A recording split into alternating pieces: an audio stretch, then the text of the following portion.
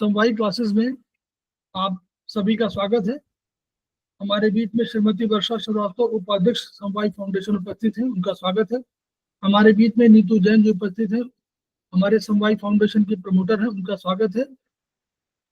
हमारे बीच में दीपा मदान जी उपस्थित है, उनका स्वागत है। हमारे बीच में डॉक्टर कोमल बालवानी उपस्थित है, समवायी फाउंडेशन के प्रमोटर, उनका स्वागत है। हमारे बीच में गरिमा बिष्ट जी उपस्थित है, उनका स्वागत है। हमारे बीच में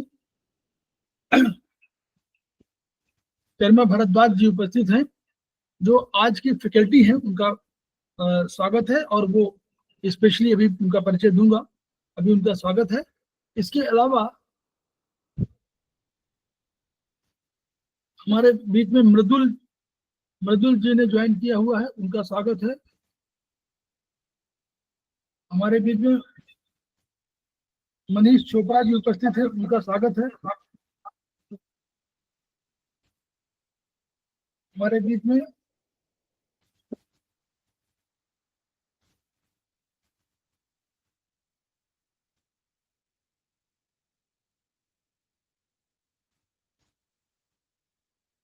मधुर कुमार जी ज्वाइन कर चुके हैं, उनका स्वागत है। हमारे बीच में पुष्पा मुरे जी उपस्थित हैं, सीनियर थेरेपिस्ट है, उनका स्वागत है। हमारे बीच में रुक्मणी शर्मा जी उपस्थित हैं, सीनियर थेरेपिस्ट, उनका स्वागत है। हमारे बीच में श्रीनिवास रेड्डी जी उपस्थित है, उनका स्वागत है। हमारे बीच में उमा मिश्रा जी उपस्थित है, उनका स्वागत है। और हमारे बीच में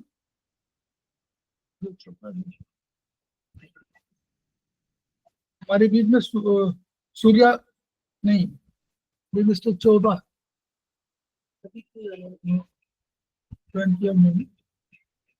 तो उनका भी स्वागत है। तो हम लोग आज एक स्पेशल क्लास में हैं और थोड़ा सा मैं गरिमा मैडम का थोड़ा परिचय दे दूं। गरिमा मैडम ने एमए सोशियोलॉजी से किया हुआ है, वो diploma in naturopathy and yoga है दिल्ली से, फेस योगा इंस्ट्रक्टर हैं, एक्यूप्रेशर के थेरेपिस्ट भी हैं।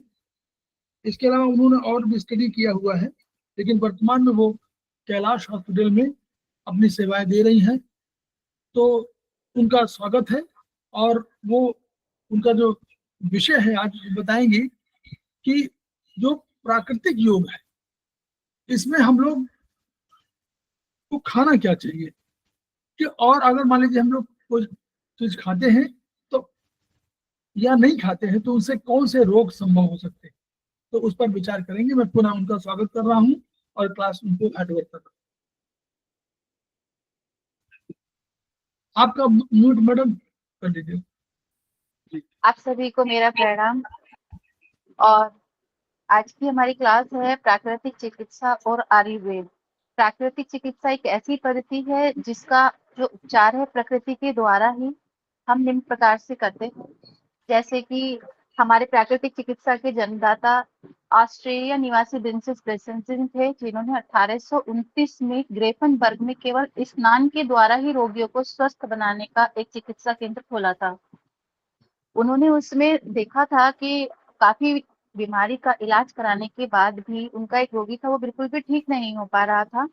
तो उनकी जो जाति थी उसको लेकर भी बहुत से लोग अस्पताल में ऐसा करते थे कि भर्ती नहीं हो रहे हैं या कुछ हो रहा है, तो उन्होंने अपना ही केंद्र खोला। उसमें उन्होंने मरीज को प्राकृतिक चिकित्सा दी। उन्होंने प्राकृतिक चिकित्सा में उसको मिट्टी पानी के प्रयोग से ठीक किया, क्योंकि उन्होंने माना था कि ये जो है हमारी प्रकृति के द्वारा जो दी गई है, मिट्टी हो गई, पानी हो गई, जल हो गया, इस पे कोई भी गैर कानूनी वो नहीं होता है, ना इसको गैर कानूनी बताया जाता है। और जब उन्होंने देखा कि उन्होंने अपने रोगी को इससे ठीक कर दिया है, तो उन्होंने इसका प्रचार और प्रसार करना शुरू कर दिया। उसके बाद हमारे और भी बहुत सारे थे, जैसे कि फादर बनाइफ हुए, लुई कुने हुए, अमेरिका के डॉक्टर बेनेडिक्ट स्लुस्ट हुए, वो सब आगे अन्य उसमें बढ़ते ही चले गए और प्राकृतिक चिकित्सा को इन्होंने फैलाना शुरू कर दिया। अब मैं आपको बताऊंगी कि हमारे जो शरीर के अंदर प्राकृतिक चिकित्सा होती क्या है, कि शरीर के विकारों को बाहर निकालकर उसे पुनः व्यवस्थित करने की यह एक पद्धति होती है और यह रोगों का एक उपचार भी होता है। इसकी रोकथाम हम निरोग जीवन में मनुष्य का जो शरीर होता है वो एक लक्ष्य को लेके होता है, जिसके साधने के लिए हमें प्राकृतिक चिकित्सा एक प्रभावी पद्धति के द्वारा अपनाई जाती है। और हमारा इसमें आयुर्वेद का भी बहुत बड़ा योगदान होता है, क्योंकि जीवन का विज्ञान ही आयुर्वेद है। धन्वंतरी जो थे, इनके आयुर्वेद के देवता के रूप में हम इनको पूजते हैं, और आयुर्वेद जो है मूल सिद्धांत ब्रह्मांड के 5 तत्वों से निर्मित हम इसको मानते हैं। आकाश, वायु, जल और पृथ्वी, ये जो तत्व होते हैं हर चीज में मौजूद होते हैं, और हमारे अपने शरीर के भी ये मिलकर 3 दोष की ऊर्जाओं को बनाते हैं। जैसे वात जो होता है वो आकाश और वायु, और पित्त जो है अग्नि और जल, और कफ जो होता है वो जल और पृथ्वी। और इसका जो आयुर्वेद का इतिहास है वो 4000 साल पुराना है, जैसा कि हम सभी जानते हैं। अब किस चीज की कमी के कारण कौन सा रोग होता है ये मैं आपको थोड़ा बताऊंगी, और हमें क्या खाना चाहिए और क्या नहीं खाना चाहिए, किस वक्त खाना चाहिए, इसको भी मैं आपको थोड़ा बहुत बताऊंगी जैसा कि मैंने पढ़ा है। यदि इससे थोड़ा सा मेरे से मिस्टेक हो तो मैं उसके लिए माफी चाहूंगी। हमारे को जो अष्टांग हृदय में बताया गया है कि लकवा जो होता है वो किसकी कमी के कारण होता है। लकवा हमेशा सोडियम की कमी के कारण होता है। हाई बीपी जो होता है वो स्नान से पूर्व यदि हम 1 गिलास जल का सेवन करें और स्नान करके थोड़ा सा हम नमक पानी में डालकर स्नान करें तो हमारी हाई बीपी की शिकायत बहुत जल्द दूर हो जाती है। लो बीपी के अंदर हम यदि सेंधा नमक डालकर पानी में पिए तो हमारा लो बीपी भी ठीक हो जाता है। हमारा जो कहते हैं बहुत से लोग कि कुबड़ निकल गया, लेकिन हमारा ये तो पता है कि कुबड़ निकल गया, लेकिन ये नहीं पता कि वो निकला किसकी कमी के कारण है। तो कुबड़ का निकलना हमारे यहाँ फास्फोरस की कमी के कारण होता है। यदि बॉडी के अंदर फास्फोरस की कमी होती है तो हमारा कुबड़ निकल आता है। कफ जो होता है हमारा किस वजह से बिगड़ता है, यदि हमारे अंदर फास्फोरस की कमी होती है तो हमारा कफ बिगड़ता है। इसीलिए फास्फोरस की पूर्ति हेतु तो हमें आर्सेनिक की उपस्थिति में गुड़ और शहद को खाना बहुत अच्छा बना गया है।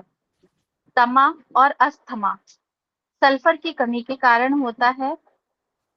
सल्फर की कमी के कारण ही दमा और अस्थमा होता है। जब ये ज्यादा बढ़ जाता है तो क्रोनिक डिसीज हो जाती है और इसको ब्रोनोकाइटिस का भी ये रूप ले लेता है। सिजेरियन ऑपरेशन आजकल जो है ज्यादातर डॉक्टर्स जो है वो अपनी सहूलियत के अनुसार कुछ देखा नहीं और बोल दिया कि ऑपरेशन होगा। यदि हम गर्भवती महिला को आयरन और कैल्शियम पूरा दें तो हमें शायद सिजेरियन ऑपरेशन की जरूरत भी ना पड़े। आयरन और कैल्शियम की ही कमी के कारण हमको सिजेरियन ऑपरेशन की जरूरत पड़ती है। क्षारीय वस्तुएं जितनी भी होती हैं ये हमें हमेशा दिन डूबने के बाद ही खानी चाहिए, और अम्लीय वस्तुएं जो होती हैं, जो फल होते हैं वो दिन डूबने से मतलब जब सूर्य डूबता है उससे पहले खा लेने चाहिए। जम्भाई का आना, कभी भी किसी भी वक्त जो हमें जम्भाई आती है इसका कारण होता है कि हमारे शरीर में ऑक्सीजन की कमी है। शरीर में ऑक्सीजन की कमी के कारण ही हमें जम्भाई आना होता है। जुकाम, बहुत से लोगों को कोल्ड उनकी गलती के कारण होता है, लेकिन जो लोग प्रातः काल में सुबह सुबह जूस का सेवन करते हैं मोस्टली जुकाम की शिकायत उनको पाई जाती है। जूस सुबह को बहुत अच्छा माना जाता है, लेकिन यदि उसके अंदर काला नमक और अदरक भी डाल दिया जाए तो वो सोने पे सुहागा का काम करने लगता है। तांबे का पानी, हम कहते हैं कि हमें तांबे का पानी पीना चाहिए, तांबे के लोटे में पानी चाहिए पीना चाहिए, लेकिन तांबे का पानी कैसे पीना चाहिए ये हम नहीं बता पाते। तो हमें हमेशा तांबे का पानी खड़े होकर नंगे पांव कभी नहीं पीना चाहिए। पानी का पीने का तरीका सबसे अच्छा होता है कि हम उखड़ू बैठे और पानी को जैसे हम गर्म चीज पीते हैं सिप कर करके थोड़ा, तब उसको पिया जाए। किडनी, हमें किडनी को कभी भी भूल कर भी खड़े होकर गिलास में पानी नहीं पीना चाहिए। जब भी हम खड़े होकर पानी पीते हैं तो पानी हमारे नीचे की तरफ हमारे घुटनों में जाता है, इसीलिए किडनी का खराब होना बहुत जल्द हो जाता है। गिलास से पानी पीना, पहले जो गिलास हुआ करते थे अभी भी होते हैं स्टील के गिलास, ये एक रेखीय होता है, इसका सरफेस टेंस जो होता है बहुत अधिक होता है। गिलास जो था वो अंग्रेजों में पुर्तगाल की सभ्यता में आया था, जिसमें कि हमारे यहाँ शुरू से ही गाँव हो या कैसा भी एरिया हो उसमें क्या देखा गया था कि लोटे में पानी पीते थे, क्योंकि लोटे का जो सरफेस टेंस होता है वो बहुत कम होता है, इसलिए लोटे से पानी पीना बहुत शुभ माना जाता है।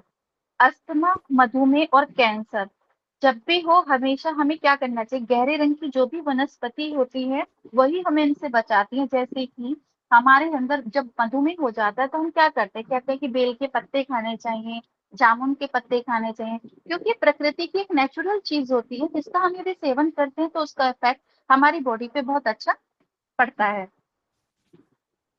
मधुमेह में भी, कैंसर में भी इसी प्रकार से कहा जाता है कि आप हरी वनस्पति में जाइए, ज्यादातर ऑक्सीजन को ग्रहण कीजिए, आप भूमि आंवला जो होता है उसका सेवन कीजिए, अस्थमा में, मधुमेह में वो बहुत फायदा देता है। पथरी पथरी और जो कोलेस्ट्रॉल होता है तो उसमें हम अर्जुन की छाल का सेवन करते हैं, लेकिन अर्जुन की छाल का सेवन हमें कैसे करना चाहिए इसका ज्ञान हर किसी को नहीं होता।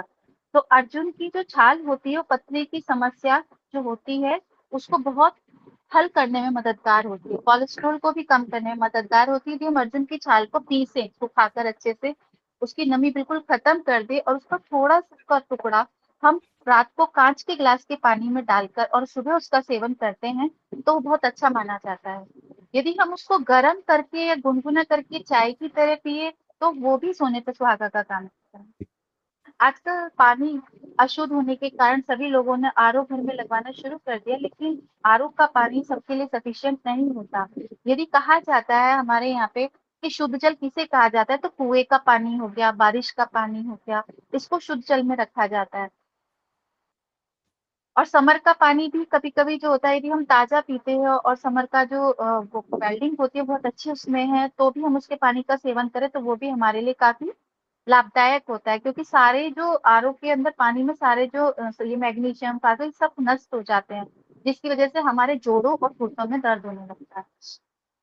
सोकर उठते समय हमेशा दाएं करवट से उठना चाहिए और दाएं करवट जिधर का हमारा स्वर चल रहा हो हम यदि उस करवट भी उठे तो भी बहुत अच्छा है, क्योंकि हमारा जो दाहिना स्वर होता है उसको सूर्य नाड़ी और बाएं स्वर को बाएं जो स्वर होता है उसको चंद्र नाड़ी कहा जाता है।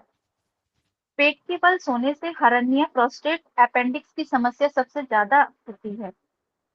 भोजन करते समय यदि हम पूर्व दिशा और पढ़ाई के लिए उत्तर दिशा में बैठें तो हमारे लिए सबसे ज्यादा फायदेमंद होता है। एचडीएल बढ़ने से मोटापा कम और एलडीएल व वीएलडीएल से भी कम होता है। नहीं, एचडीएल सॉरी। गैस की समस्या होने पर भोजन में यदि हम अजवाइन और हींग दोनों को मिलाएं तो हमें गैस और अपच की शिकायत बिल्कुल भी नहीं रहती।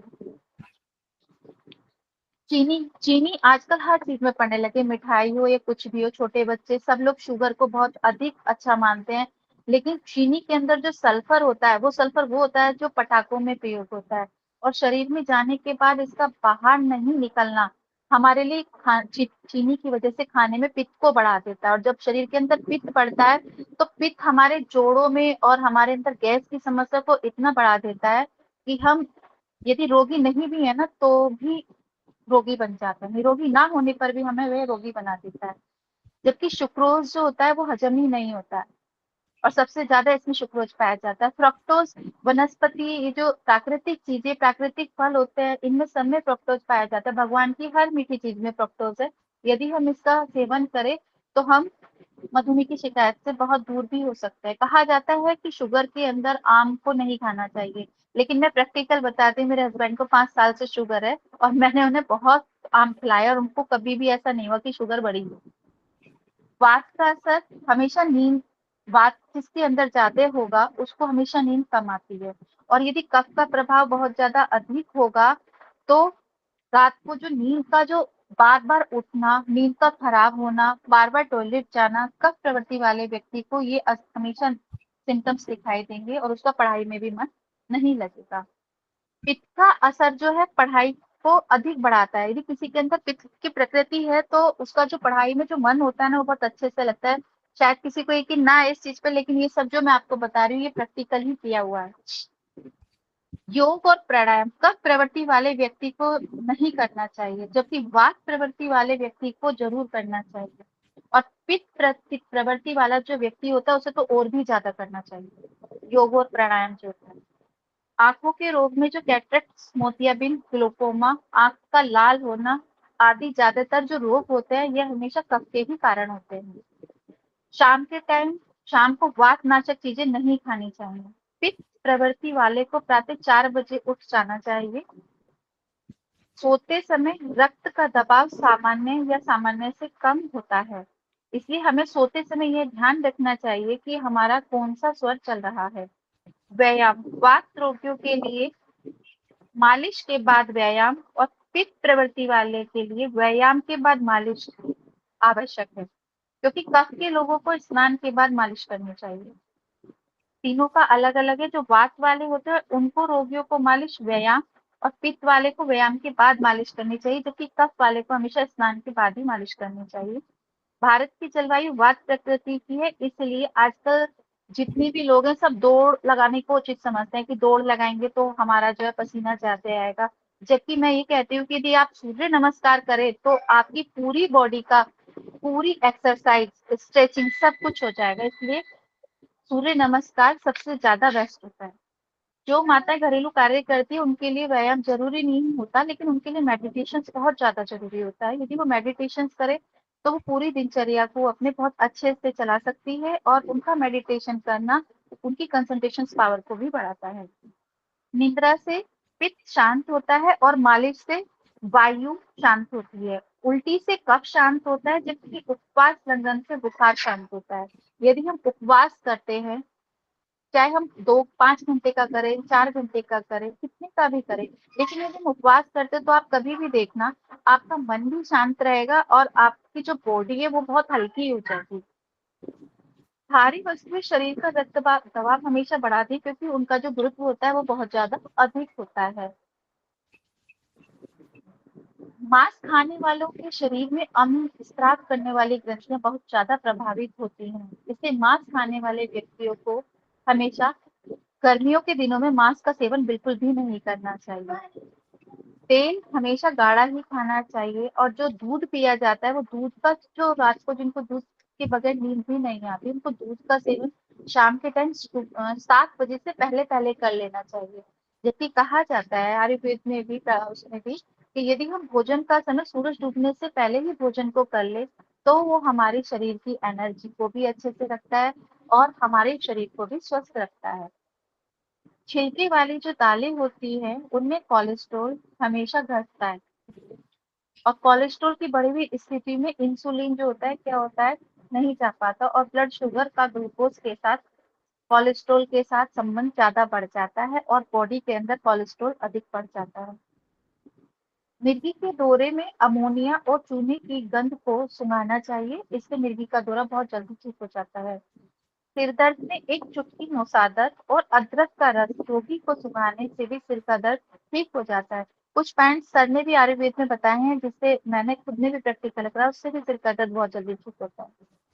भोजन के पहले मीठा खाने के बाद खट्टा खाने से शुगर नहीं होती। भोजन के पहले मीठा खाने के बाद और खट्टा खाने से शुगर बिल्कुल भी नहीं होती। भोजन के आधे घंटे पहले यदि हम सलाद खाएं और उसमें फाइबर की मात्रा अधिक होती है तो भोजन भी कम खाया जाता है और जल्दी से हजम भी हो जाता है। उसके बाद का भोजन में सुपाच्य और बहुत हल्का करना चाहिए। अवसाद, जब हम अवसाद की स्थिति में होते हैं तो हमारा आयरन, कैल्शियम और फास्फोरस हमारी बॉडी के अंदर कम होता है, जिसकी वजह से अवसाद की स्थिति बनती है। फास्फोरस गुड़ और अमरूद में सबसे अधिक होता है, हमें उसका सेवन जरूर करना चाहिए। केला, केला भी कई कैटेगरी का होता है, इसलिए जो पीला केला होता है उसके अंदर आयरन कम होता है बट कैल्शियम बहुत अधिक होता है, और हरे केले के अंदर कैल्शियम थोड़ा होता है लेकिन फास्फोरस बहुत ज्यादा होता है। एक लाल केला होता है, जब हम केले को छीलते हैं तो बीच में से जो लाल केला निकलता है उसके अंदर कैल्शियम कम आयरन ज्यादा होता है, जबकि कहा यह जाता है कि इंजेक्शन लगा के उसको पकाया जाता है, लेकिन उसके अंदर कैल्शियम और आयरन बहुत अधिक होता है।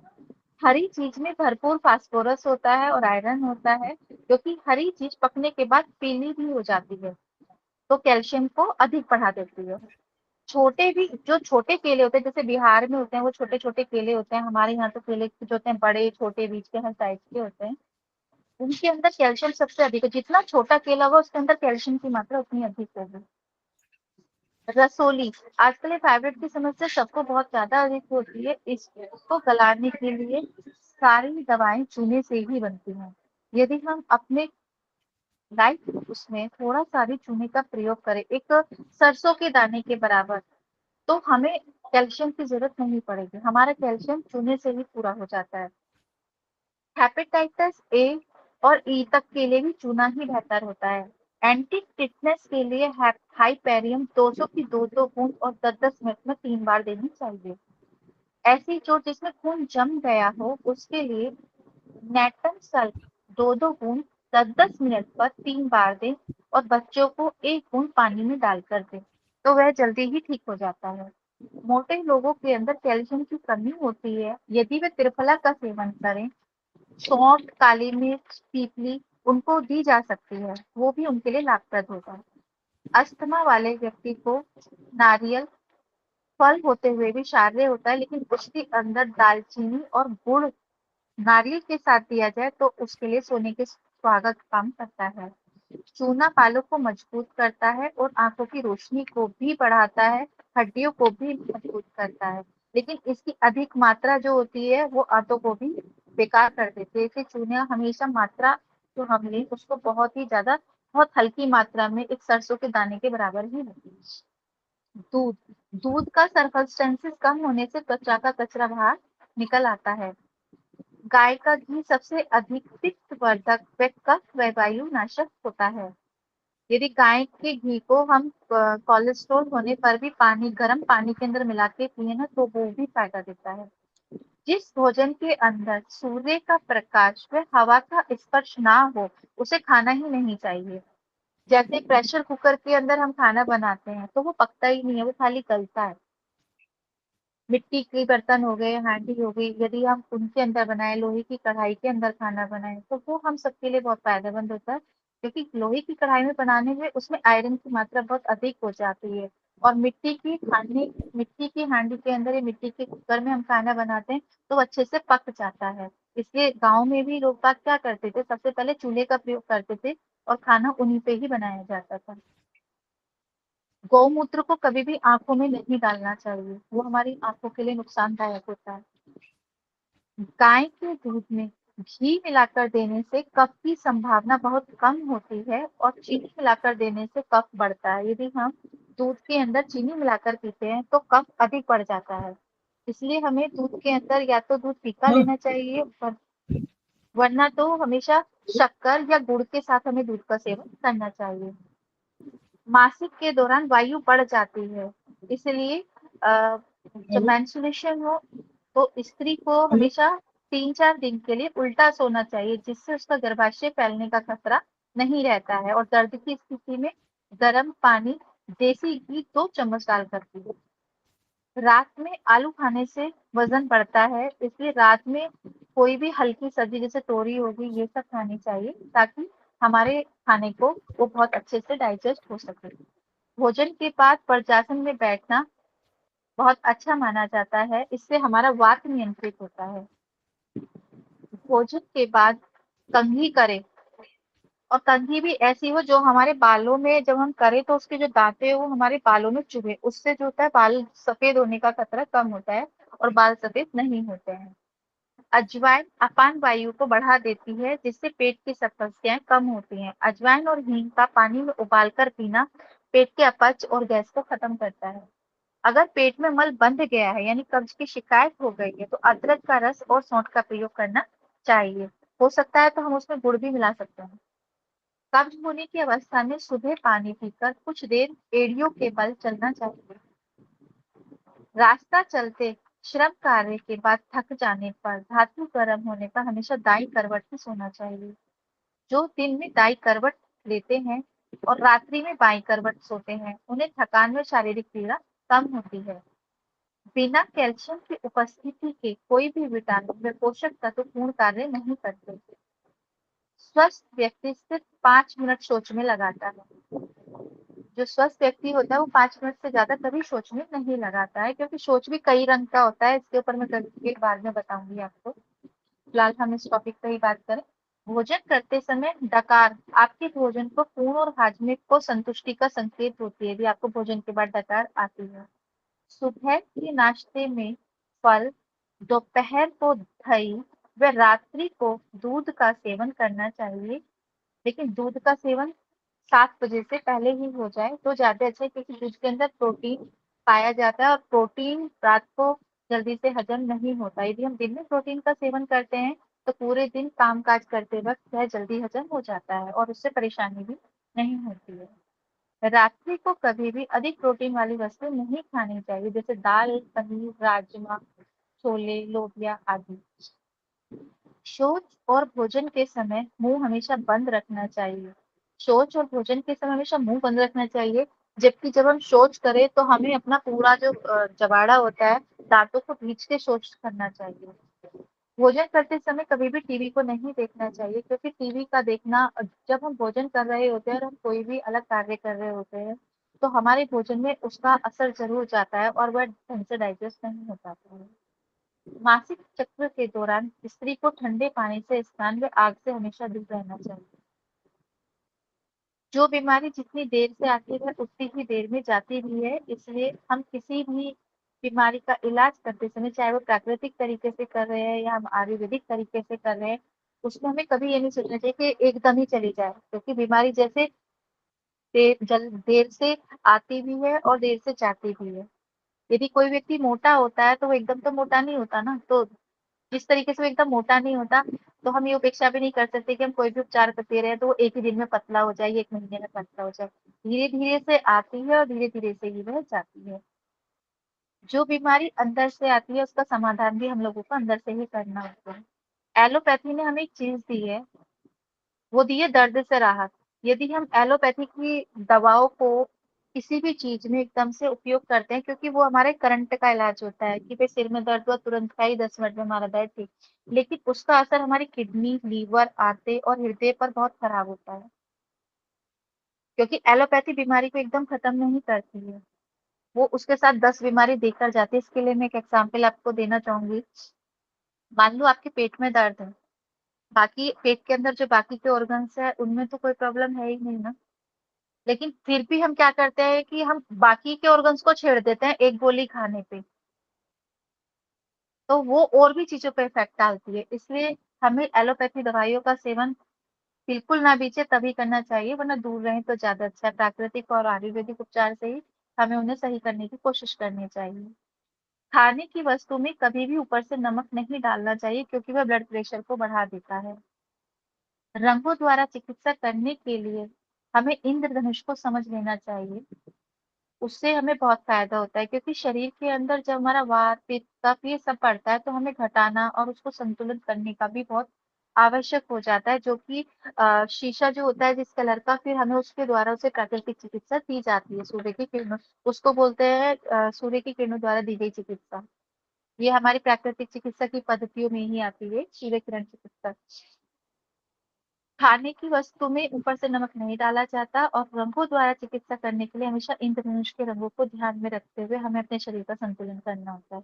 छोटे बच्चों को सबसे अधिक सोना चाहिए, क्योंकि उनमें कफ प्रवृत्ति होती है और स्त्री को भी पुरुष से अधिक ज़्यादा विश्राम की ज़रूरत होती है, क्योंकि उसका सारा काम मोस्टली खड़े होने का ही होता है, तो उसका जो ब्लड सर्कुलेशन होता है वो ऑक्सीजन की कमी का नीचे की तरफ जाता है, ऊपर की तरफ नहीं जाता, जबकि दिमाग को स्वस्थ रखने के लिए हमें ऑक्सीजन का स्वस्थ होना बहुत आवश्यक होता है।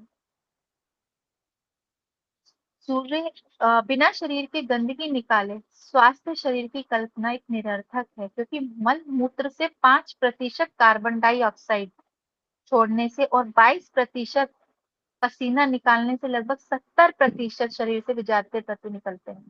आजकल जो लोग जिम वगैरह जा रहे हैं, वो क्या करते हैं, अपनी मसल्स को तो ठोस बना लेते हैं, लेकिन बाद में क्या होता है, जब वो जिम छोड़ देते हैं तो फिर वहीं के वहीं आते हैं। पहले क्या होता था, हमारे यहाँ पे देसी तरीके से देखा जाता था, खेतों में फावड़ा चलाते थे, हल चलाते थे और इन चीज़ों से शरीर को स्वस्थ रखा जाता था, क्योंकि बॉडी से जो था पसीना जब बहता था, सूर्य की रोशनी भी मिलती थी, सब चीज़ें होती थी, तो विटामिन डी भी मिलता रहता था और शरीर से टॉक्सिन भी निकलते रहते थे। चिंता, क्रोध, ईर्ष्या करने से हमेशा गलत हार्मोन्स का निर्माण होता है, जिससे कब्ज, बवासीर, अजीर्ण, रक्तचाप, थायराइड की समस्या उत्पन्न हो जाती है। गर्मियों में बेल, गुलकंद, तरबूज, खरबूजा व सर्दियों में सफेद मूसली और सौंठ का प्रयोग करना चाहिए। प्रसव के बाद भी माँ का जो पीला दूध होता है, उसको हम कोलेस्ट्रम कहते हैं, वह बच्चे की प्रतिरोधक क्षमता को 10 गुना बढ़ा देता है, जिसमें कि बच्चे को टीका लगाने की आवश्यकता भी नहीं होती है। यदि बच्चे जब पैदा होता है शिशु, उसको गर्भवती महिला का तुरंत वाला जो पीला वाला दूध होता है, उसको पिला दिया जाए। ये चीज़ हम देखते हैं कि जब गाय का प्रसव होता है और वो शिशु पैदा करती है, तो हम बछड़ी या बछिया हो या बच्चा, सबसे पहले उसको गाय का दूध पिलाते हैं। हम तो उसके थनों को धोते भी नहीं है, सबसे पहले लगा देते हैं। तो कितना चुलबुला और कितना चंचल होता है। ऐसे ही आजकल का है कि ऑपरेशन हो या अस्पतालों में डिलीवरी होती है तो सबसे पहले क्या करेंगे, स्तनों को धो देते हैं। तो ये सब नहीं होना चाहिए। सबसे पहले बच्चे को दूध पिला देना चाहिए। रात को सोते समय सर्दियों में हमेशा देसी मधु लगाकर सोए तो त्वचा पर निखार आता है। दुनिया में कोई भी चीज व्यर्थ नहीं होती, हमें सिर्फ उसका उपयोग करना आना चाहिए। सोने से आधे घंटे पूर्व गर्म जल का सेवन करना वायु को नियंत्रित करता है। लकवा, हार्ट अटैक का खतरा इससे कम हो जाता है। स्नान करने से पूर्व और भोजन के बाद पेशाब जाने से रक्तचाप नियंत्रित होता है। तेज धूप में चलने के बाद, शारीरिक श्रम करने के बाद शौच से आने के तुरंत जल का सेवन नहीं करना चाहिए। त्रिफला अमृत के समान होता है, जिससे वात, पित्त, कफ तीनों शांत होते हैं। इसके अतिरिक्त भोजन के बाद पान व चूना, देसी गाय का घी और गौमूत्र भी त्रिदोष नाशक हैं। इस विश्व में सबसे महंगी दवा है मनुष्य की लार, जिसको हम सलाइवा भी कहते हैं। यदि मॉर्निंग में हम उठे और अपनी लार को उंगली पे लेके रात को सोते समय मंजन कर ले और सुबह को अपने ही सलाइवा को अपनी आंखों में लगाएं तो हमारी नेत्र ज्योति भी तेज होती है। और पानी जब हम पीते हैं तो हमारा जो पानी पीने का सुबह का, चाहे हम गुनगुना पानी पिए या हम ताजा पानी पिए, उससे हमारा जो है मल का शुद्धिकरण होता है। सर आगे भी बताएं कुछ, इतना बहुत है अभी।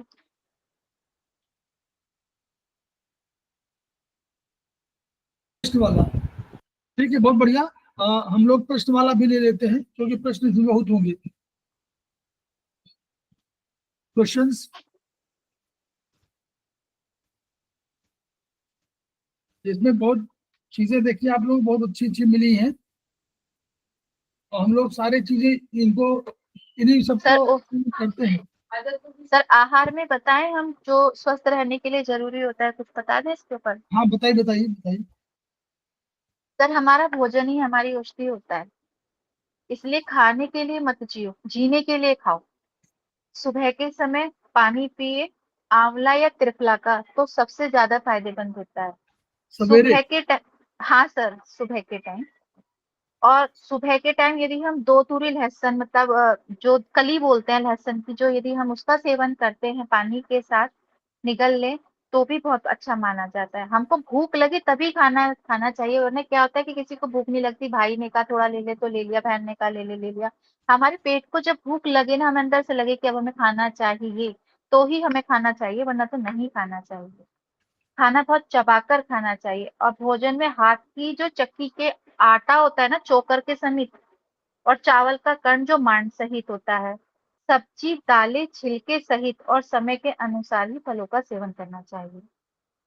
खाने के साथ पानी को कभी पीना ही नहीं चाहिए। यदि कभी हमें पानी के पीने की जरूरत भी पड़े, तो यदि हम खाना गर्म खा रहे हैं तो हमें पानी का सेवन भी गुनगुने का करना चाहिए, थोड़ा वो भी, एक घूंट मान के चलिए। पानी आधा घंटा पहले या 1 घंटे बाद ही पीना चाहिए। सर्दी में 3 किलो और गर्मी में 5 किलो तक पानी पीना चाहिए। भोजन में खटाई, मिर्च, मसाला, चीनी तथा तली हुई चीजें और बर्फ का परहेज करना चाहिए। चाट, छोले, भटूरे, पकोड़े, आलू टिक्की नहीं खाना चाहिए, क्योंकि ये पित्त की प्रवृत्ति को बढ़ा देती है। सब्जियों में आलू, अरबी आदि बहुत कम तथा पत्तों वाली और हरी सब्जियों को अधिक खाना चाहिए। सब्जियों को कभी तलना नहीं चाहिए। सर स्वाद के लिए क्या करते हैं, गोभी बनाई तो फ्राइड कर लिया पहले गोभी को, फिर आलू को तल लिया, तब सब्जी को टेस्ट के अकॉर्डिंग बनाया जाता है कढ़ाई में भून के। तो जो सब्जियां तली जा रही है ना, जो प्रकृति ने हमें कच्ची सब्जी जो रॉ मटेरियल दिया है ना, जितना वो हमें फायदा करेगा, तलने के बाद वो हमें उतना ही नुकसान करता है, कोई चीज फायदा नहीं करेगी। खाने को आधा करें, पानी को दुगना करें और कसरत को 3 गुना करें। हंसने को 4 गुना करें और प्रभु का स्मरण 5 गुना करें। खाना कुछ भूख बाकी रहकर खाना चाहिए ताकि पाचन क्रिया सुचारू रूप से चल सके। सप्ताह में 1 दिन जरूर उपवास करना चाहिए, केवल पानी पर या रसाहार फल पर करना चाहिए। कुछ खाने के बाद कम से कम 3 घंटे तक हमें कुछ भी नहीं खाना चाहिए। वह पदार्थ चाहे कितना भी स्वादिष्ट क्यों ना हो। उत्तेजक पदार्थ जैसे चाय हो गई, कॉफी, पान, तंबाकू आदि का सेवन नहीं करना चाहिए। धूम्रपान व शराब, स्मैक जैसी वस्तुओं का प्रयोग ना करें। इनसे शरीर और मन सभी खराब होते हैं और भयंकर बीमारियों का भी जन्म होता है। संशय होने पर भोजन करूं कि ना करूं, करूं कि ना करूं, कैसे निर्णय लेंगे आप? यदि आपको निर्णय लेना है तो हमेशा ना में ही निर्णय लें कि मुझे करना ही नहीं है। भोजन करते समय हमेशा मौन रहने का प्रयत्न करना चाहिए। भोजन में सलाद या फल मौसम के अनुसार अवश्य लेने चाहिए। फल व सब्जियां अनुकूलता के अनुसार छिलके सहित लें। गौ माता का दूध स्वास्थ्य के लिए अधिक उत्तम होता है। हमें उसका अवश्य उपयोग करना चाहिए। उससे हमारा तन व मन दोनों ही स्वस्थ रहते हैं। सुबह का नाश्ता हल्का होना चाहिए और मौसम के अनुसार फल, दूध, अंकुरित अनाज का प्रयोग करना चाहिए। हमारी दिनचर्या में रात्रि को 8 बजे के पश्चात कदापि भोजन नहीं करना चाहिए। भोजन करते समय मन शांत और प्रसन्न मुद्रा में होना चाहिए। भोजन शुद्ध वातावरण में करना चाहिए। जो लोग प्रभात में नहीं उठते हैं वे कभी स्वस्थ नहीं रहते हैं। हमें कोशिश करनी चाहिए कि हमें हमेशा सूरज निकलने से पहले ही उठ जाना चाहिए।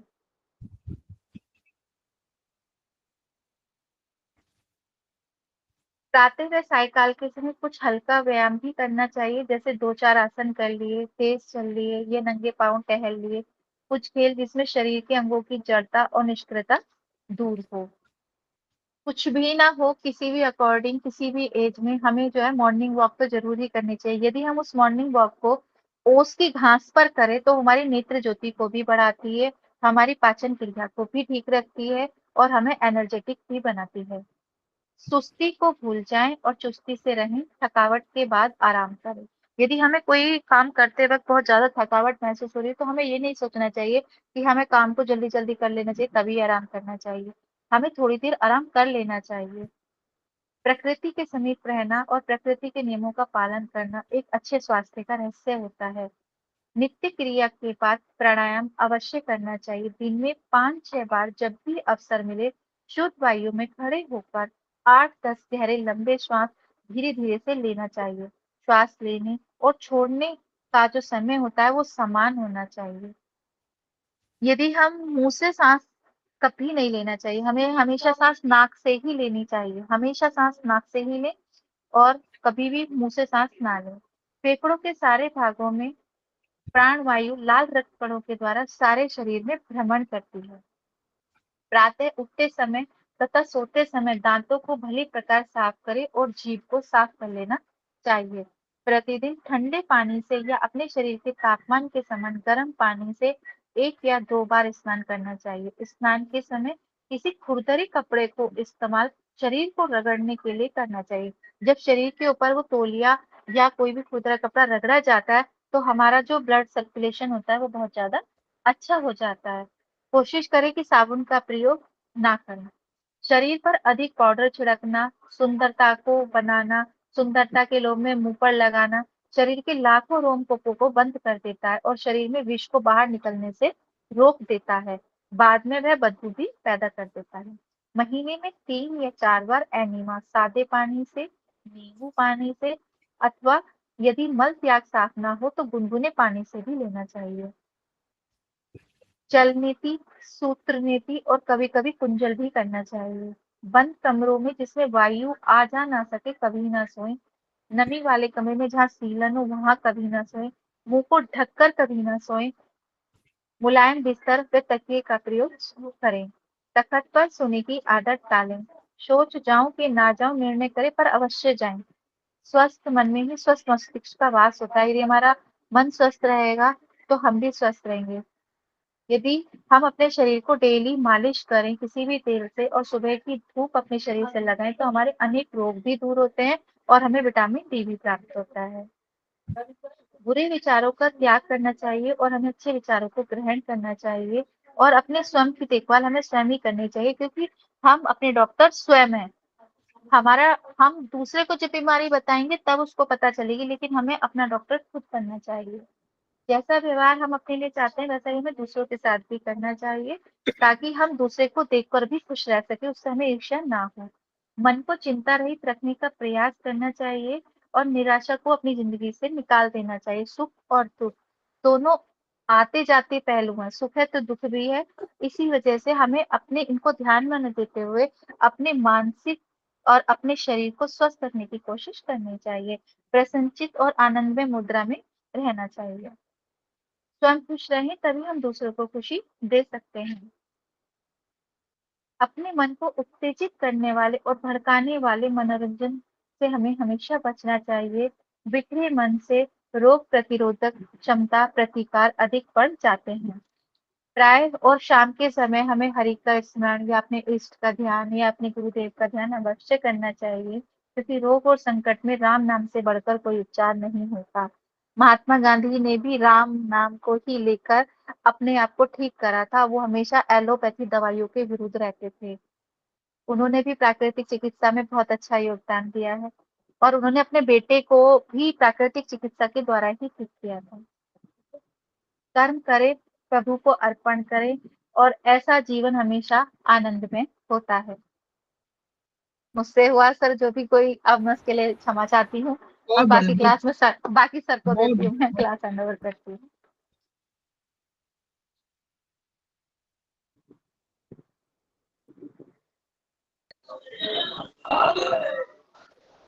बढ़िया था madam. Thank you ma'am. Thank you. Thank you sir. Thank you. Thank you, ma'am. Thank you so much, very much.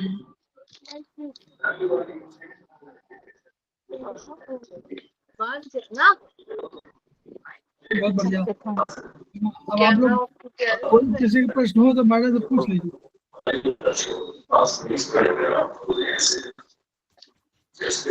Question here. था ये दमा और अस्थमा किसकी कमी से होता है?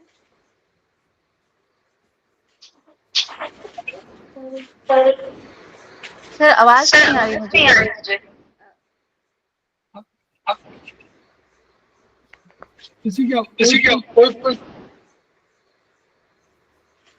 मैम दमा और अस्थमा किस चीज की कमी से होता है? ये पता है ज्यादा बढ़ जाए तो सर किसी का माइक खुला हुआ, आवाज बहुत गूंज रही है।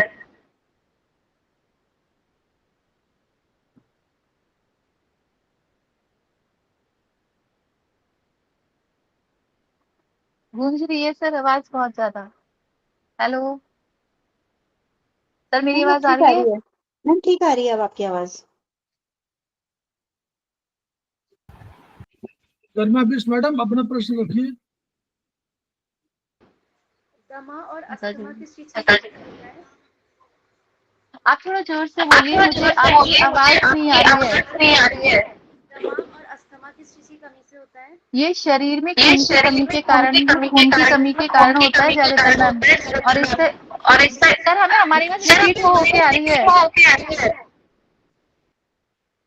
आवाज हेलो क्लियर नहीं आ रही है। सर, शरीर में खून की कमी, हृदय रोग, किडनी खराब होना और शरीर का जो वजन बढ़ जाता है उससे सांस की तकलीफें बढ़ती है। आवाज सर बहुत गूंज रही है। हेलो अब बोलिए, अब बोलिए। सर, शरीर में खून की कमी, हृदय रोग और किडनी का खराब होना ही और हमारे वजन का बढ़ाना हमारे सांस को फुला देता है, जिसकी वजह से हमें दमा और अस्थमा की प्रॉब्लम महसूस होती है और यदि ये ज्यादा बढ़ जाए तो ब्रोनोकाइटिस का भी रूप ले लेती है। इसके लिए हमें बहुत सारे प्रिकॉशंस की जरूरत होती है। कभी कभी क्या होता है कि दमा जो होता है जेनेटिक्स भी हो सकता है, यदि हमारे घर में किसी को है या दादी वगैरह को है तो बच्चे के अंदर उसके लक्षण दिखाई दे जाते हैं। और इसके प्रिकॉशन के लिए भी हमें बहुत सारी चीज़ों की आवश्यकता होती है कि ये कई तरीके का होता है। एक तो एलर्जिक होता है, ज़्यादातर एलर्जी की वजह से ही जो होता है दमा बढ़ जाता है। जैसे हम चादर झाड़ रहे हैं, हमें ध्यान नहीं रहा, बच्चा हमारे आस-पास है, तो उसका जो बैक्टीरिया होता है, उसके जो कीटाणु होते हैं, वायु के द्वारा उसकी सांस नली में चले जाते हैं और वो उसके अंदर उसको बढ़ा देते हैं। उसमें बच्चे को खाँसी का होना, ये सब लक्षण भी दिखाई देते हैं। साँस का ज़्यादा फूलना भी बहुत ज़्यादा परेशानी बढ़ा देता है। बहुत सारे लक्षण हैं सर इसके।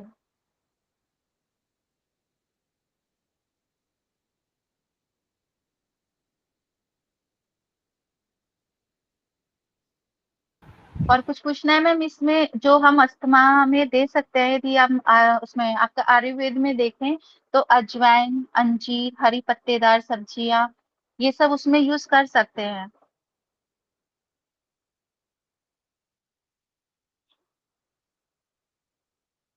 मैम जो छोटे बच्चों के पेट में ऐंठन सी हो जाती है ना, उसके लिए क्या करना चाहिए? छोटे बच्चे यस सर मैम। जो छोटे बच्चे होते हैं ना, जैसे सर छह आवाज सात फिर महीने गूंज के रही है।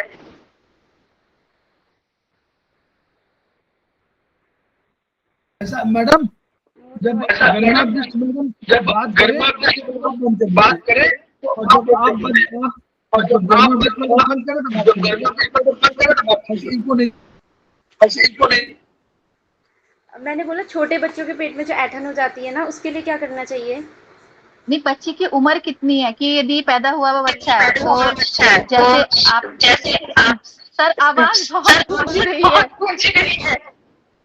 6-7 महीने का बच्चा। 6-7 महीने के बच्चे के लिए जो हींग होता है ना, हींग का जो घोलते हैं, यदि आपका हींग प्योर है तो आप हींग का घोलने के बाद उसका एक खोया लीजिए, उसको हींग के पानी में डिप कीजिए और उसको टूंडी पे लगाकर उसके चारों तरफ थोड़ा थोड़ा सा, मतलब जैसे ये नेवल है, इस पे हींग का खोया रख दिया और इसके जो चारों तरफ है थोड़े से सर्कल पर आप हींग का लेप कर दीजिए।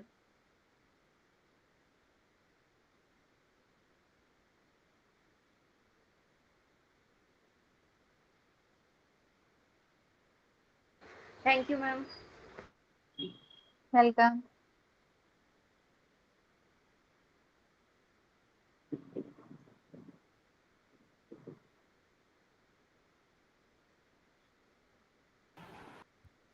और किसी को कोई प्रश्न पूछना है? मैडम ने इतनी चीजें बता दिया है कि सब कंफ्यूज हो गए। वो इतनी चीजें हो गई ना, रात में 8 बजे मत खाएं, भूख अगर खाना जिस समय भूख लगे तभी खाएं, ये इतने आप में इतने इतना बड़ा पॉइंट है कि हम लोग सिस्टमेटिक ढंग से कहते हैं कि सवेरे खाना है, दोपहर में खाना है, रात में खाना है, सब तय है। और अगर जब भूख लगे तभी खाएं, अपने आप में बहुत बड़ा योग है। नहीं सर, मैंने जितने भी टॉपिक पॉइंट्स इसमें बनाए हैं ना, ये मैंने बहुत कुछ पढ़ के जब टॉपिक इसमें पॉइंट्स में दिया है, क्योंकि जी इसका प्राकृतिक चिकित्सा का और आयुर्वेद का स्कोप इतना अधिक है कि हम इसको जितना भी पढ़ लेना, वो जी हम समझाएंगे ना तो हम समझाते समझाते ये भूल जाएंगे कि हम कितने दलदल में घुसते चले गए। ये इतनी गहराई है इसके अंदर। जी नहीं नहीं, सही बात। लेकिन हाँ सर, हम एक चीज बताएंगे कि जो जीभ होती है ना हमारी, यदि हमें अपनी बीमारी को जानना है तो हमें सुबह उठ के अपनी जीभ को जरूर देख के डायग्नोस हम अपने आप को कर सकते हैं। शायद सर ने भी पहले बताया है जीभ की आइडेंटिफाई करना कि आयुर्वेद में किस तरीके से किया जाता है, कि जीभ सफेद है तो क्या है, कि पानी की कमी है, या पीली है तो क्या है। तो बहुत सारी चीजें ऐसी है कि हमें जब तक इनको बहुत गहराई से नहीं समझेंगे ना, हमें कुछ समझ में नहीं आएगा। सबसे जी पहले सर मैंने खुद अपने ऊपर प्रैक्टिकल कराया, मैं खुद कोलेस्ट्रॉल की शिकायत थी, थायराइड की शिकायत थी मुझे, और क्या बोलते हैं ओबेसिटी की भी थी काफी टाइम तक। लेकिन सबको प्रैक्टिकल करने के बाद सब चीज जब मैंने समझी तो मैंने निष्कर्ष यही निकाला कि हम अपने डॉक्टर खुद हैं। हमारे पास कोई औषधि हमें ठीक नहीं कर सकती। हमारी औषधि है ना, वो हमारा खुद का अपने ऊपर स्वास्थ्य को लेकर खान पान है, हमारा आहार है, हमारे विचार है, हमारा मेडिटेशन है, हमारा सुबह का अपना पूरी दिनचर्या को लेकर हम क्या करते हैं, कब खाते हैं, कब पीते हैं, कब उठते हैं, कब बैठते हैं, वो सब हमारे ऊपर डिपेंड करता है। लेडीज के अंदर क्या होता है कि सुबह मॉर्निंग में नाश्ता बच्चों को जल्दी दे दिया है, खुद अपने आप नहीं खाया, फिर हस्बैंड को जाना है, उसके बाद में फिर कोई रिलेटिव आ गया उसको देखना है, वो अपने ऊपर ध्यान ही नहीं दे पाती। और इस चक्कर में पुरुषों की अपेक्षा लेडीज सबसे ज्यादा बीमार रहती है। Yes, ma'am. बिल्कुल सही। मैम हमें सुबह पानी पीना चाहिए खाली पेट या नहीं पीना चाहिए? मतलब इसमें बहुत सारे प्रिंसिपल्स हैं, कुछ लोग कहते हैं कि पानी पीना चाहिए खाली पेट, कुछ लोग बोलते हैं नहीं पीना चाहिए। नहीं जैसे मैम, मैं बता मैं 5-6 ग्लास पानी पीती हूँ सुबह उठ के, मतलब एक साथ नहीं, बट 10-11 बजे तक सुबह उठ के 5-6 ग्लास पानी पीती हूँ। तो वो सही है या नहीं है मैम, प्लीज बताएंगे? मैं बताती हूँ। जो हमारी प्रवृत्ति होती है ना, वात पित्त और कफ, ये 3 तरीके की होती है। वात वाले व्यक्ति की आप पहचान कैसे करेंगे, मैं आपको बताती हूँ। वात और कफ वाला जो व्यक्ति होगा ना, वो हेल्थी होगा, उसके फेस पे यदि वो कुछ नहीं भी लगाएगा तो आपको बहुत ज्यादा ग्लो पाया जाएगा, और उसकी जो सोच होगी ना वो बहुत कहते हैं ना, जैसे अब आपने कुछ कहा, मैंने मान लिया, उसने कुछ कहा, उसने मान लिया, उसने कहा, उसने मान लिया, ये वात वाले व्यक्ति के अंदर पहचान होती है। पित्त वाला जो होता है, पित्त प्रवृत्ति वाला व्यक्ति पतला होता है, उसके जो बाल होते हैं, जो हेयर होते हैं, बहुत ज्यादा टाइट होते हैं, मतलब कैड़े बाल जिसको बोलते हैं, ठीक है ना। और पित्त प्रवृत्ति वाले व्यक्ति को पानी अधिक पीना चाहिए, क्योंकि वात वाला जो व्यक्ति है यदि वो पानी कम भी पीता है, हालांकि पीना तो सबको 3 से 4 लीटर जरूर चाहिए, लेकिन वो किस तरीके से कंज्यूम करते हैं, कोई चाय के रूप में करता है, कोई ड्रिंक के रूप में करता है, कोई ग्रीन टी के रूप में करता है, कोई जूस में करता है, कोई सैलेड खा लेता है, फाइबर जिसमें खीरा टमाटर ये सब जाते होते हैं। टोटल मिला के आपकी बॉडी में जाना चाहिए, वो किसी भी रूप में जाता है। ये नहीं है कि खाली पानी ही पानी 3-4 लीटर पीना चाहिए, क्योंकि ज्यादा पानी भी हमारे शरीर को नुकसान ही करता है मैम, क्योंकि हमारा शरीर खुद डिमांड करता है कि हमें चाहिए। मैं खुद अपने शरीर की बताती हूँ, मैं पूरे पहले पानी नहीं पी पाती थी 3 से 4 लीटर, तो मैं सर से अपनी क्वेश्चन हमेशा करती थी, हमें बीके गुप्ता सर हमें प्राकृतिक चिकित्सा पढ़ाते थे, तो मैं उनसे हमेशा कहती, सर मेरे से पानी नहीं पिया जाता है। तो सर बोले कि यदि नहीं पिया जाता है तो आप चाय ले रहे हैं, कॉफी ले रहे हैं, ये सब चीजें ले रहे हैं क्या? तो मैंने कहा हाँ सर, कभी कभी ले लेते हैं। तो कहते कि पानी तो जा रहा है ना, आप ये देखो कि आपका पानी बॉडी में जा कितना रहा है, चाहे वो किसी भी रूप में जाए। ये जरूरी नहीं कि आप एक ही जगह बैठ के 1 लीटर पिए या 1.5 लीटर पिए, ये जरूरी नहीं है, क्योंकि जो आप पी रहे हो वो भी तो निकलना चाहिए ना, चाहे पसीने के रूप में जा रहा है, चाहे मूत्र के रूप में जा रहा है, वो भी तो कहीं से जा रहा है। तो इस चीज को टेंशन कभी नहीं लेनी चाहिए कि हम पानी कम पी रहे हैं। हाँ, कोशिश ये करें कि एक कांच की शीशी रख लें जिसके अंदर आपका नपा तुलाओ कि इसमें 1 लीटर पानी आता है। कभी आप उसमें पुदीना के पत्ते डाल लें, कभी आप उसमें सब्जा सीड्स डाल लें, कभी आप उसमें अलसी का पाउडर डाल लें। जिस तरीके से जो नहीं भी पी पाते वो फ्लेवर वाला पानी ले सकते हैं। ये मैंने अपने ऊपर प्रैक्टिकल किया था, मुझसे नहीं पिया जाता था, तो मैं 1 लीटर की बोतल अभी भी रखती हूँ। कभी उसमें सब्जा सीड्स डाल लेती हूँ, कभी चिया सीड्स डाल लेती हूँ, कभी अजवाइन का पानी थोड़ा सा उसमें मिला लेती हूँ, तो उस सहारे से पानी जाता रहता है। लेकिन एक साथ 5 लीटर पानी या 4 लीटर पानी पीना गलत है। मैम ईसबगोल जो है, अगर कॉन्स्टिपेशन के लिए कोई लेता है तो वो रेगुलर ले सकता है क्या? अगर किसी को कॉन्स्टिपेशन की प्रॉब्लम रहती है तो नहीं ईसबगोल मैम, पानी। मैं बताती, मैम कॉन्स्टिपेशन का जो एक तरीका है वो पेट में कब्ज का होना है। अब वो कब्ज हो किस वजह से रही है उसकी पहले हमें जड़ को जानना है, कि आप सूखी सब्जी ज्यादा खा रहे हैं, या रसीली सब्जी आप कितनी ले रहे हैं, या पानी कितना इंटेक कर रहे हैं, या फिर दूसरा कारण ये भी हो सकता है कि आप कोई जैसे मखाने, बहुत से लोग क्या करते हैं सूखे खाते हैं, उसके साथ ना दूध ले रहे हैं ना चाय ले रहे हैं। सूखा मखाना पेट में फूलता है ना, आप उसे कभी डाल के देखिएगा, वो फूलेगा पानी में भी डालने के बाद। और जो आपका इसबगोल की भूसी का जो तरीका होता है ना लेने का, बहुत से लोग क्या करते हैं पानी में घोलते हैं और पी जाते हैं, जबकि उसका इसबगोल या दूध में घोलते हैं पी जाते हैं। उसका जो मेन तरीका लेने का होता है वो क्या होता है, आपका एक हाथ में दूध है, आपने स्पून में इसबगोल की भूसी ली, आपने मुंह में डाली और पी ली, क्योंकि जब आप पानी में उसे डाले तो तुरंत पानी में घुलने के बाद वो जेल तो वो वहीं बन गई है, आप उस जेल को पी रहे हो तो पेट में जाके लुगदी बनता है, और जब आप चम्मच से सूखा मुंह में डाल के पानी पीते हो तो पेट में जाके फूलता है, और जब वो पेट में जाके फूलता है तब वो आपके मल को साफ करता है। अच्छा हुआ थैंक यू मैडम मैम। बता दिया, हम तो पानी डाल के दूध डाल के ही पीते थे। और मैडम मैं ना जीरा अजवाइन सौंफ और मेथी का पानी पीती हूँ सुबह, तो ये ठीक है? मैम आप थोड़ा वीडियो ऑन करेंगे? हाँ मैडम।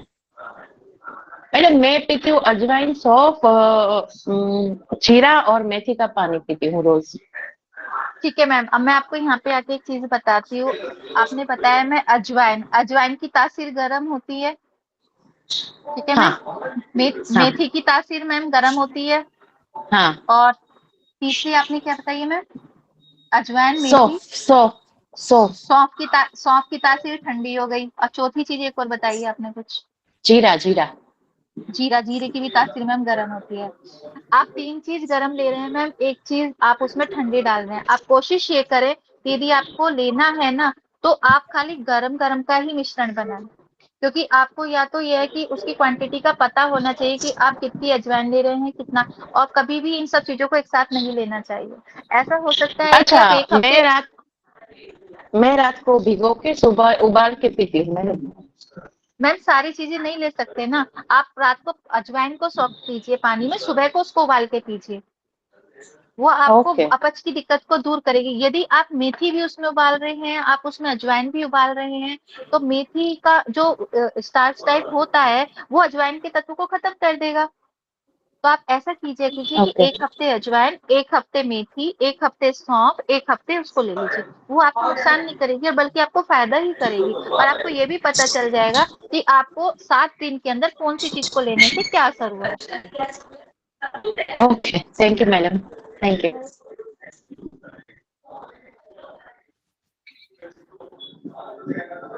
ठीक, तो लोग समाप्त करें इसको।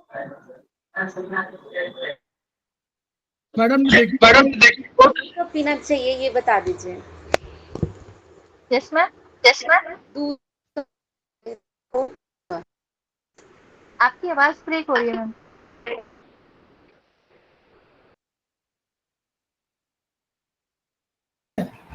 किसका मैम वो प्रश्न है? दूध के लिए पूछ रहे हैं सर कि दूध कब पीना चाहिए।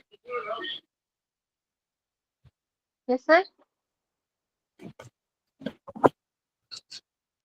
उनका क्वेश्चन है कि दूध कब पीना चाहिए, सुबह या शाम। दूध यदि हम सुबह को पिए तो हमें उसे कभी खाली नहीं पीना चाहिए। यदि हम उसके अंदर सौंफ डाल के दूध पीते हैं तो वो हमें पूरे दिन के लिए फायदा देता है और दिमाग को ठंडा करता है। दूध के अंदर प्रोटीन होने की वजह से उसे हजम होने का भी टाइम मिल जाता है। दूध हमें यदि हम शाम को पीते हैं तो फिर हमें सूरज डूबने से पहले पी लेना चाहिए, ताकि उसको हजम करने के लिए हमें 4 से 6 घंटे मिल जाए। और दूध हम ये नहीं कि 1 गिलास पिए या 1 लीटर पिए या आधा किलो पिए। दूध जो हमारी बॉडी को लगता है मात्र 200 ग्राम लगता है, चाहे आप कितना भी दूध पी लीजिए, लगेगा 200 ग्राम ही।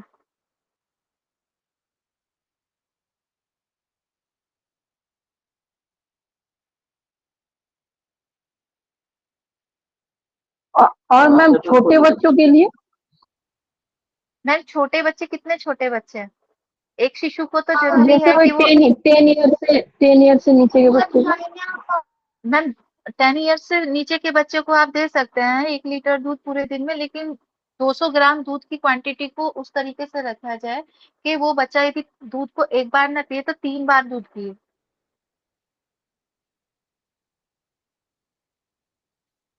क्योंकि जो पैदा हुआ वो बच्चा होता है ना, उसको भी कहा जाता है कि 250 ग्राम या 300 ग्राम तक दूध दे देते हैं। लेकिन बड़ा व्यक्ति आपका और हमारे जैसे टाइम पे तो आके कहते हैं कि दूध पीना ही नहीं चाहिए, क्योंकि गऊ का जो दूध होता है वो गऊ के बच्चे के लिए ही होता है, आपके और हमारे लिए नहीं होता है।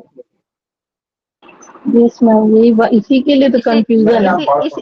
नहीं, कंफ्यूजन मत कीजिए मैम। इसके लिए आप सोयाबीन का दूध बनाइए, बादाम का दूध बनाइए, इस उम्र में आके ये फायदा देगा। और ये भी नहीं लगेगा कि हम गाय का दूध पी रहे हैं या कैसा भी पी रहे हैं। और यदि ये नहीं हो सकता तो फिर तो एक कहते हैं कि भाई मजबूरी का नाम हो गया महात्मा गांधी, कि फिर हमें पीना ही पड़ेगा, तो फिर फैट फ्री दूध पीना चाहिए बिल्कुल। और फैट फ्री करने के लिए हम उसे फ्रीज में रख के और मलाई उतार के बिल्कुल जब बाहर निकाल देते हैं ना, तो बिल्कुल पानी हो जाता है।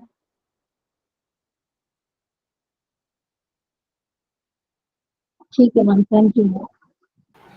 तो बहुत, ये डिस्कशन बहुत बढ़िया रहा हम लोगों का। और डॉक्टर गरिमा मैडम से हम लोगों को ये सीखने को मिला कि हम लोग क्या खाना चाहिए और क्या न खाना चाहिए, इस पर एक थोड़ा विस्तृत रूप से पूरी जानकारी मिली। कुछ चीजें बहुत महत्वपूर्ण हम लोगों के लिए है कि अपनी दिनचर्या को नियमित रखें। जैसे दूध को कब खाना है, कब पीना है, कब नहीं पीना है, या किसी जो मिक्सिंग जो हम लोग कॉकटेल या मॉकटेल बना देते हैं, वो थोड़ा सा, जैसे मैंने अभी बताया ना कि जीरा, अजवाइन और मेथी और सौंफ, तो ये वर्चुअली मॉकटेल ही तो हुआ। हम लोग बनाने की कोशिश किया इसमें हम लोगों को, क्योंकि उसके केमिकल्स गुण हम लोग नहीं जानते, कोई गर्म है कोई ठंडा है, किसके केमिकल्स कहीं एक दूसरे क्लैश कर रहे हैं, तो इसलिए हम लोगों को इस पर भी तवज्जो रखनी चाहिए, थोड़ा व्यवस्था करनी चाहिए। भूख न लगे तो नहीं खाना चाहिए। त्रिफला अगर हम लोग सवेरे लेते हैं तो हम लोग भी बहुत फायदेमंद है। सब्जियों को तले नहीं, लेकिन बिना तले काम भी नहीं चलेगा। ये भी ऐसा नहीं है कि व्यवहारिक रूप में सारे लोग ऐसा हो जाए एक साथ, लेकिन इसके लिए कुछ हम लोगों को और प्रयोग करने पड़ेंगे। सप्ताह में एक दिन उपवास रखें, ये हम लोग बहुत सिस्टम में रखते थे, लेकिन उपवास का रूप बदल गया है। अब हम लोग खाना आदि खाते हैं चाहे किसी रूप में, और उपवास कम रहते हैं। उस दिन हम लोग जानबूझ के कुट्टू का आटा, पूड़ी और जो भी बात हो सकती है, जिसका भी कुट्टू का, वो खूब अपना आराम से खाते हैं। और कभी कभी तो लगता है कि आलू और वो उसी लिए बना हुआ है कि व्रत में हम लोग यूज करते हैं। तो मेरा आग्रह ये है कि हम लोगों को व्रत में, मैडम ने जो बताया कि बिल्कुल सही है कि सप्ताह में एक दिन उपवास रखिए, या तो जल पे रहिए नहीं तो फल पे रहिए। तो जल और फल के अलावा कोशिश करनी चाहिए। क्योंकि मैंने 2 दिन बाद 2-3 इधर मैंने कम कर दिया, 2 बार 3 बार जब व्रत रहना, बहुत कम व्रत रहता हूँ, लेकिन जब रहना शुरू किया तो मुझे आलू इतना खाने को मिला कि मुझे भूख ही नहीं लगी। हमने कही तो ऑलरेडी जो है जितना मैंने खाना था उससे अधिक खा लिया। तो अल्टीमेटली अब जो है उसको क्वांटिटी बहुत कम कर दिया। खाता भी हूँ तो बहुत कम खाता हूँ, और कोशिश करना चाहिए कि हम लोग फल और जल पर रहें। ये धीरे धीरे प्रयोग से होगा। और सर रात को ही खाया जाता है आलू भी व्रत में, जो लोग एक टाइम खाते हैं वो रात को ही खाएंगे पेट भर के। नहीं, आप देखिए ना, आलू खूब खिलाते हैं उसमें। अब व्रतों में आलू खूब, जहाँ उपवास हुआ खूब आलू चलेगा, सब फल तो चलेगा। अब तो मैडम, अब तो पिज्जा, फाफड़ा, गाठिया, वो सब ढोकला वगैरह सब कुछ फास्ट में खाते हैं यहाँ पे तो, गुजरात में। अगर आप खाते भी हैं तो 3 घंटे का जो अंतर रखने का बात है, बहुत बढ़िया बात है। ये हमको करना चाहिए। भोजन जिसमें मौन रहे और टीवी न देखें, ये बहुत बड़ा प्रयोग है। अगर हम लोग टीवी को उस समय बंद रखें तो शायद हम लोगों की काफी समस्याएं दूर हो जाएंगी। सवेरे हम लोग फल खाएं, रात्रि 8 बजे के बाद न खाएं। तो यहाँ नीतू जैन ही है शायद, और 2 लोग और भी होंगी। ये लोग बिल्कुल पारंगत हैं, ये 6 बजे खा लेते हैं। तो नेचुरली हम लोग क्लासेस में वो, लेकिन हम लोग भी आदत डालनी चाहिए कि हम लोग 8 बजे के पहले 7:30 तक खा लें, तो शायद हम लोग अपने को करें। सूर्योदय के, मैडम मैं भी 6 बजे खाती हूँ। वेरी गुड, बहुत बढ़िया। तो जो लोग भी कर रहे हैं वो सबके लिए, मुझे मालूम था, उसने बताया। सूर्योदय के पूर्व जगना बहुत बड़ी जो है, ये हम लोग आयुर्वेद में भी मानते हैं। मॉर्निंग वॉक करें, ओस में करें, ये पॉइंट है थोड़ा महत्वपूर्ण है। जिनके घर उस तरह है वहां पर होता है, अदरवाइज शायद ओस में जाना मुश्किल हो, या टहलने के लिए अवसर भी न हो, ये भी हो सकता है। थकावट के समय आराम करें, ये बहुत महत्वपूर्ण है। अगर थकावट बहुत लग रही है तो आप, थोड़ा सा काम बचा है उसके लिए, ये मेन फंक्शन लीवर का है। लीवर वाला जो व्यक्ति होता है वही ये करता है कि वो थकने के बाद भी काम करना चाहता है, ये उसका कैरेक्टर है। तो वहां भी हम लोग जोड़ सकते हैं, दोनों चीज जोड़ सकते हैं। हम लोग अपनी थेरेपी को जोड़ रहे हैं, ये लीवर फंक्शन है, थोड़ा सा अवॉइड करनी चाहिए कि हम लोग प्राणायाम करें। बात कफ वालों में ही ज्यादा मिलेगा। हाँ, तो लीवर बात कहते हैं, लीवर तो बात वाला है। Yes sir. जो वायु है वो यहाँ लीवर है, जो चाइनीज में लीवर है वो वहाँ वायु है, तो वही है, बात प्रकृति है। तो इसलिए जो है, मैं स्पेशली लीवर वाला हूँ तो मुझे मालूम तो थोड़ा सा तो प्राणायाम प्रतिदिन करें। लेकिन ये हम लोगों को थोड़ा सा अभी और जाना पड़ेगा गंभीरता से कि प्राणायाम में हम लोग कौन कौन सी चीजें अवश्य करें, ये हम लोगों को भी जानना बाकी है। धीरे धीरे हम लोग उसको सीखेंगे। एनिमा लगाना चाहिए, बहुत अच्छी चीज है, लेकिन एनिमा के लिए अभी हम लोगों को, जब तक हम लोग इस थेरेपी में ठीक से नहीं जानेंगे तब तक हम लोग, क्योंकि हमारे 1-2 मित्र हैं वो एनिमा यूज करते हैं, वो लोग प्राकृतिक चिकित्सा में है भी। बुरे विचारों का त्याग करें, ये बहुत कठिन है आज के जमाने में, लेकिन ये करना चाहिए।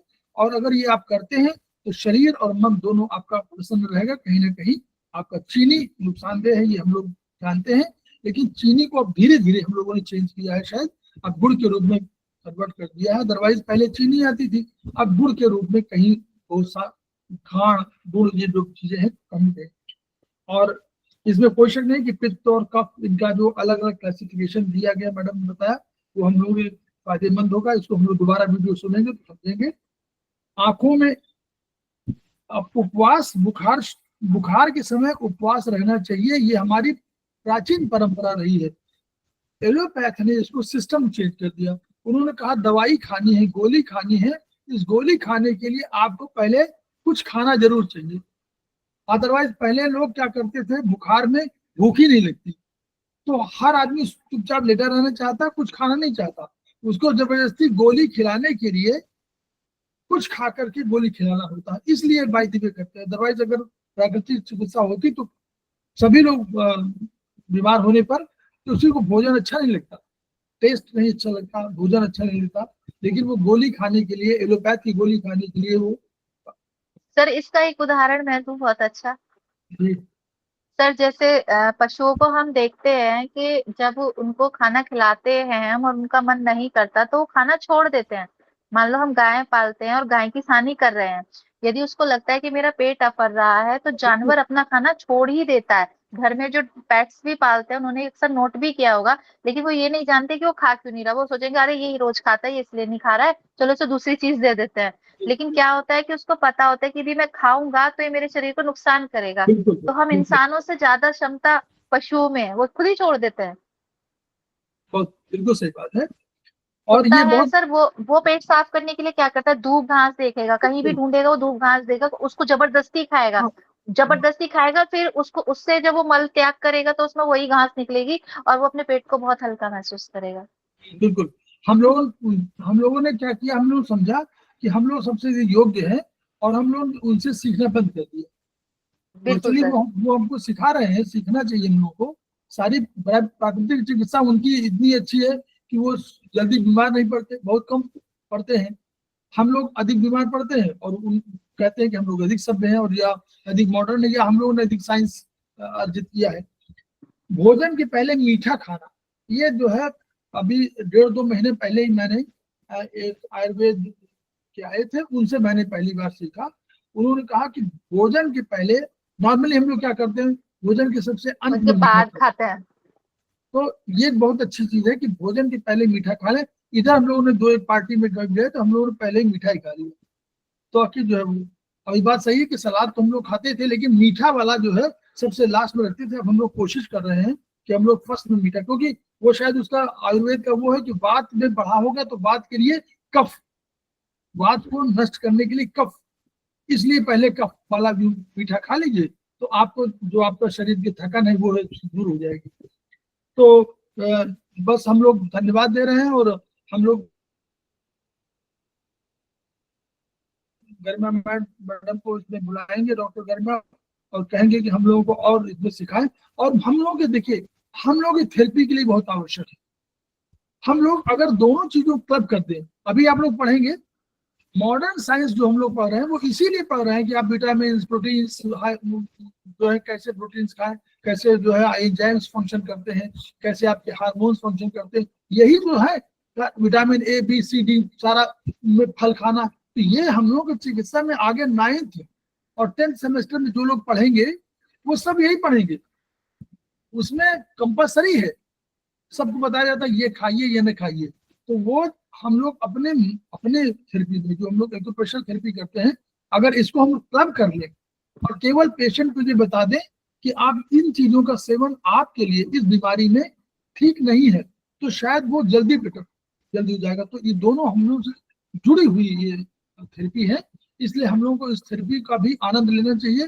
और हमारे बीच में दो थेरेपिस्ट, हमारे यहाँ डॉक्टर कोमल भी बैठी हुई है, वो भी हमारी है, और जो है गरिमा मैडम है, 2 हो गए। और अभी हम लोग दीपा मैडम से दूसरी चीजें सीखेंगे, उनसे योग वगैरह का कुछ भी सीखना चाहेंगे। तो हम लोग सारी थेरेपी को अगर मिक्स कर दें तो शायद हम अपने, जिसको हमारा जो एम है each one reach one, each one treat one, each one teach one, इसको हम लोग अधिक सार्थक कर पाएंगे और तब नेचुरली हम लोग कह सकेंगे कि हम बमलीन MP खेमकर सर के योग्य शिष्य साबित होंगे। तो इन्हीं शब्दों के साथ पुनः धन्यवाद, सारे लोगों का धन्यवाद जो लोग ज्वाइन कर चुके हैं, क्योंकि इसमें बहुत से लोग नए चेहरे हैं थैंक यू। जो हमारे पुराने थैंक यू चेहरे मैडम। एक्यूप्रेशर वाले जो हमारे सफाई फाउंडेशन वाले शिक्षा के जो पुराने चेहरे हैं वो कम दिख रहे हैं और हमारे नए चेहरे अधिक दिख रहे हैं, इसलिए सारे नए चेहरों को मैं पुनः धन्यवाद देता हूँ। धन्यवाद सर, धन्यवाद ma'am. Thank you ma'am. Thank you sir. नमस्ते Thank sir. you. Thank you. प्रणाम सर। पुराने चेहरे हम नहीं है प्रणाम सर। सर। प्रणाम सर। पुराने चेहरे कम है, बहुत कम है। अरे हम है सक्सेना सर। जी, नीति सक्सेना साहब हमारे प्राकृतिक चिकित्सा के बहुत वो है, ये एनिमा डेली यूज करते हैं और इन्होंने हमको कितनी बार कहा है, आग्रह किया है।